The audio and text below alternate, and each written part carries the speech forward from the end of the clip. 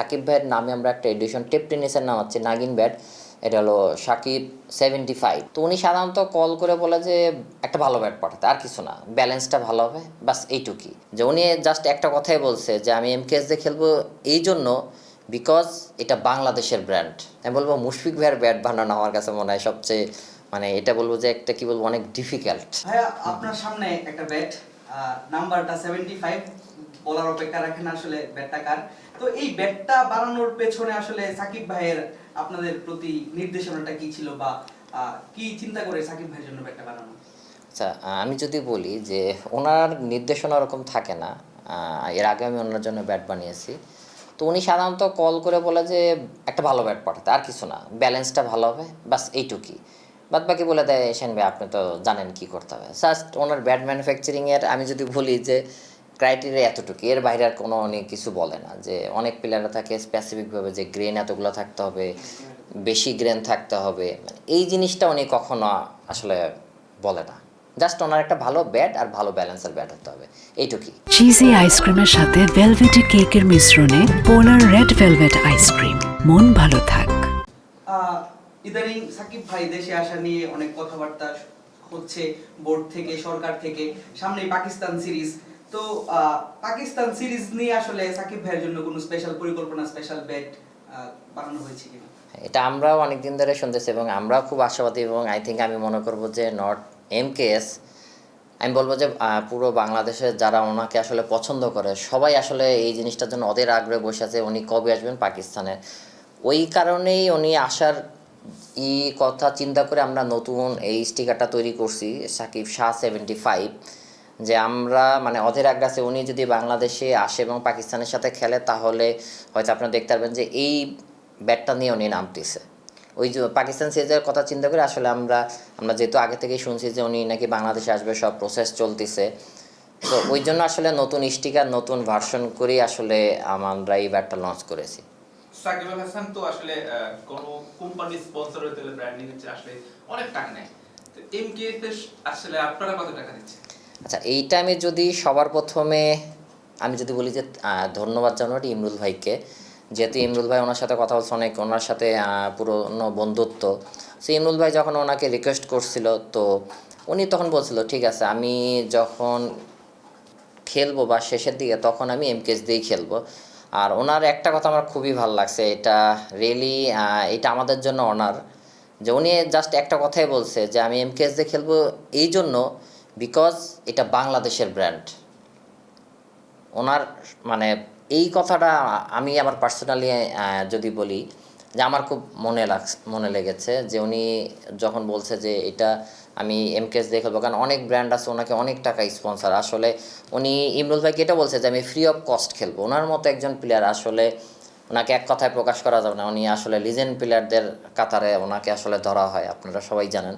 So ওনার মতো player যখন বলে যে এটা দেশীয় ব্র্যান্ডকে সাপোর্ট করি বলে আমি দেশীয় ব্র্যান্ড এমকেএস দিয়ে খেলবো, এটা আসলে আমি বলবো না যে আমার, বা এটা আমার দেশের জন্য একটা পাওয়া, যেহেতু বাংলা এমকেএস তো শুধু আমার না, এটা বাংলাদেশের প্রোডাক্ট, যেহেতু আমাদের প্রত্যেকটা ব্যাটারি স্টিকারে মেড ইন বাংলাদেশ লেখা থাকে, সো এটা ওয়ার্ল্ডে রিপ্রেজেন্ট করে, সেটা অনেক বড় একটা বিষয় আমাদের জন্য।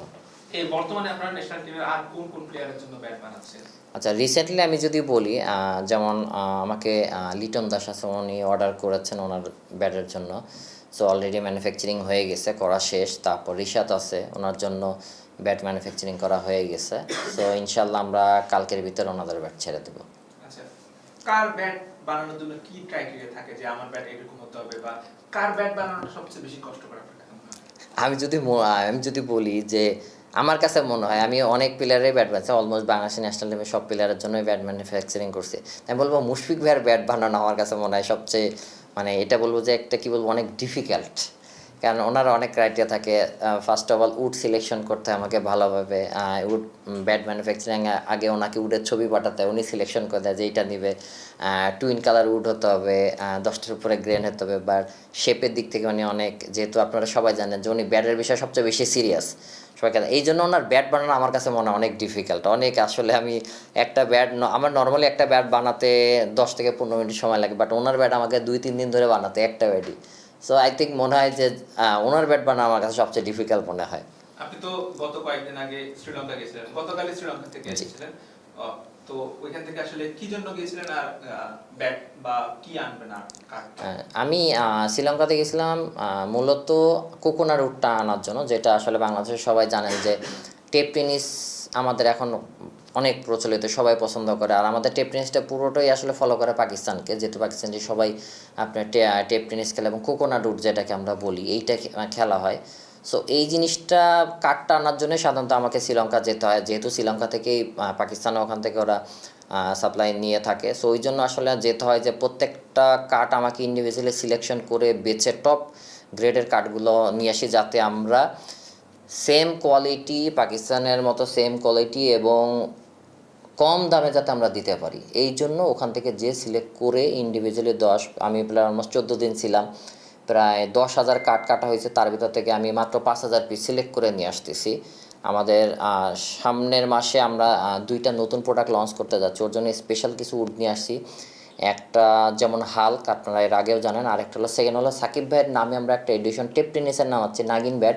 এটা হলো সাকিব 75, ওনার জন্য টিকিট। যারা আসলে সাকিব ভাইয়ের ভক্ত আছেন, সাকিব ভাইকে পছন্দ করেন, অনেকে ওনার ব্যাটের মতো নিতে চাইছে, ওনার নামে আমরা এই ব্যাটটা লঞ্চ করতেছি টেপ টেনিসের। যারা ওনার অনুরাগী আছে, ভক্ত আছে, তাদের জন্য এটা। শাহিন ভাই, বাংলাদেশের ন্যাশনাল টিমের মোটামুটি প্রত্যেক প্লেয়ারের ব্যাটই আপনার হাত ধরে যায়। তো অনেকেই এমকেএস এর ব্যাট দিয়ে খেলেন না, তারা বিভিন্ন কোম্পানির ব্যাট দিয়ে আসলে খেলেন, কিন্তু তারাও আসলে কোনো সমস্যায় পড়লে বা কোনো কিছু চেঞ্জ করতে হলে, কোনো শেপ দিতে হলে তারা আসলে আপনার শরণাপন্ন হন। তারা আপনাকে ব্যাটের ডাক্তার বলে থাকেন। ব্যাপারটা আসলে কতটুকু এনজয় করেন? আচ্ছা, এই জিনিসটা না, মানে আমি এনজয় বলবো কি, যে কিছু জিনিস আছে যে মানুষ আসলে মন থেকে পছন্দ করে কাজ করে। যেহেতু আমি ব্যাড মডিফিকেশন কাস্টমাইজেশন অলমোস্ট 25 বছর ধরে করতেছি, সো এটা আমার কাছে বলবো যে কি বলবো, এটাকে আমার মানে প্যাশনে একটা পরিণত হয়েছে, যে একটা যে ভালোবাসার কাজ, যেটা বলে না যে মানুষ যে কোনো কাজ মন থেকে করলে সেটা সাকসেসফুল হয়। আসলে আমি কখনো মানে কাজটা করছি সবসময় ভালোবাসা থেকে, যে আমি কখনো তখন চিন্তা করিনি যে হয়তো আমি ব্যাটের ফ্যাক্টরি হবে বা এই পর্যায়ে আসবো। আমার জাস্ট ভালো লাগতো, আমি ওই ভালোবাসা দিয়ে করছি। ওনারাও পাঠায়, কারণ প্রত্যেকটা প্লেয়ারদের ব্যাট তাদের আসলে একটা মানে অনেক ইম্পর্টেন্ট জিনিস। কারণ অনেক সময় দেখা যায় অনেকে কাজ করতে যে আপনার ব্যাট নষ্ট করে ফেলে, এত দামি ব্যাট। সেই ক্ষেত্রে সেই মানে নির্ভরতার ক্ষেত্রে ওনারা ন্যাশনাল টিমের বলেন বা বাইরের যে কোনো প্লেয়ার যখন আসে, তাদের কাছ থেকে রেফার হয়ে আমার কাছে এই জন্যই পাঠায়। বাংলাদেশের বাইরে আর কোন দেশের ক্রিকেটারদেরকে আপনারা স্পন্সর করার জন্য প্ল্যান করছেন? নতুন কয়েকটা দেশ যা আইসিসিতে ইনক্লুড হয়েছে আপনারা জানেন। সো ইউএসএ আছে, কানাডা আছে, এদিকে কাতার আছে। সো এইখানে কয়েকটা দেশের সাথে আমাদের প্লেয়ারদের সাথে আমরা কথা চলতেছি, অলরেডি ইমরুল ভাই কথা বলতেছে। সো আমরা চাচ্ছি যে ওইসব দেশে আমরা ব্র্যান্ডিংয়ের বা স্পন্সরের ক্ষেত্রে যাব, এবং কয়েকটা প্লেয়ারের সাথে ইমরুল ভাই অলরেডি কথা বলতেছে। আপনাদের ট্যাপ টেনিসের ব্যাটটা কোন কোন দেশে যাচ্ছে কিনা, বা দেশের বাইরে যাচ্ছে কিনা? যে টেপ টেনিসের ব্যাটটা আমি যদি বলি, আমাদের সবচেয়ে বেশি যায় সৌদি আরবে, যেহেতু ওখানে বাংলাদেশি ভাইরা খেলে। প্লাস আমি যদি বলি মালয়েশিয়াতেও যায়, সিঙ্গাপুরে যায়, দুবাইতে যায়। আমি ইন্ডিয়াতেও ব্যাট পাঠাইছি, টেপ টেনিসের ব্যাট। তারপরে ইউএসএতেও ভালো টেপ টেনিস, আমাদের ইউএসএতেও পাঠিয়েছি। লাস্ট মান্থে অস্ট্রেলিয়াতে গেছে। তারপরে ইটালিতে ব্যাট পাঠিয়েছে টেপ টেনিসে। এখন আমি যদি বলি যে টেপ টেনিস কিন্তু নট ইভেন, আমি যদি বলি বাংলাদেশ আর পাকিস্তান, এখন অল ওভার সব জায়গাতেই টেপ টেনিস খেলা হয়। যেহেতু আমরা টেপ টেনিস ব্যাটটা কাস্টমাইজ করে দিই, এই জন্য বাইরের দেশে আমাদের টেপ টেনিসের ব্যাটটার ডিমান্ডটা একটু বেশি। ভাইয়া, বাইরের বিভিন্ন দেশের কথা বলছিলেন, তো একটা সময় আমরা দেখেছি যে বিরাট কোহলি, রোহিত শর্মার মতো যারা ওয়ার্ল্ড ওয়াইড তারকারা আছে ক্রিকেটের, তারা এমকেএস দিয়ে খেলেছে। এখন সাকিব ভাই এমকেএস দিয়ে খেলছে। তো এটা আসলে বাইরের দেশে, বিশেষ করে অস্ট্রেলিয়া কিংবা বড় বড় যে ইউরোপের দেশগুলো এমকেএস নিচ্ছে, এটাতে আসলে কিছুটা হেল্প হয়েছে কিনা এমকেএস এর মার্কেটিং এ? হ্যাঁ, মার্কেটিংয়ের ক্ষেত্রে এটা তো অবশ্যই। দেখেন, এতদিন কিন্তু আমাদের দেশের প্লেয়াররা বাইরের কোম্পানির ব্যাট ইউজ করতো বা ওখান থেকে নিতে, তো সবাই ওয়েট করতো যে এরকম বাইরে থেকে ভালো ব্যাট আসবে। সো আমি যখন বিরাট কোহলি বা রোহিত শর্মাকে, যেহেতু ওনারা অন্য ব্র্যান্ডিং আছে, ওনারা হয়তো আমাদের স্টিকার তুলে নিজেদের স্টিকার, তারপরেও তারা তো আমাদের ব্যাট দিয়ে খেলছে।